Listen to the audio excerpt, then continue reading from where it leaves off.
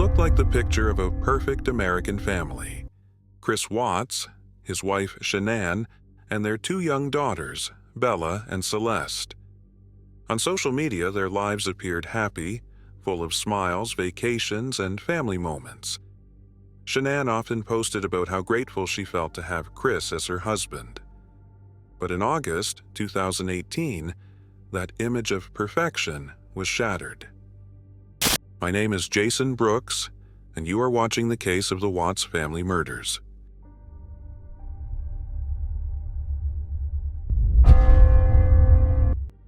From the outside, the Watts family lived a seemingly ordinary life in Frederick, Colorado. Shanann was a devoted mother, active on Facebook, sharing videos of Bella and Celeste singing and playing. Chris appeared quiet, often seen as a caring father and husband. The couple were expecting a third child, a baby boy they planned to name Nico. But behind the scenes, cracks were forming. Chris had grown distant and was secretly involved in an affair. On August 13, 2018, Shanann returned home from a work trip.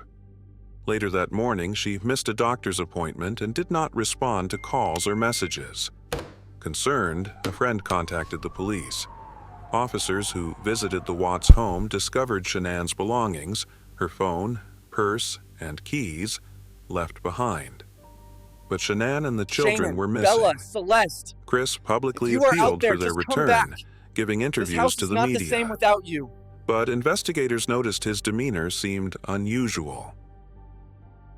Detectives questioned him, and his explanations changed over time.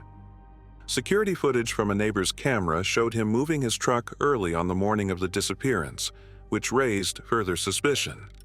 When asked to take a polygraph test, Chris agreed, but failed. Confronted with evidence, he eventually admitted involvement in the deaths of his wife and daughters. According to court records, Chris said he had argued with Shanann and then ended her life.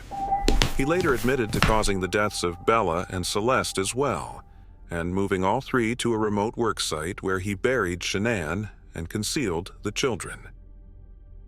On August 15, 2018, Chris Watts was arrested. In November 2018, he pleaded guilty to multiple counts of murder to avoid the death penalty. He received 5 life sentences without the possibility of parole and is serving his sentence in Wisconsin. The tragedy devastated Shanann's family and drew worldwide attention. The case showed how appearances on the outside can mask hidden turmoil inside a family.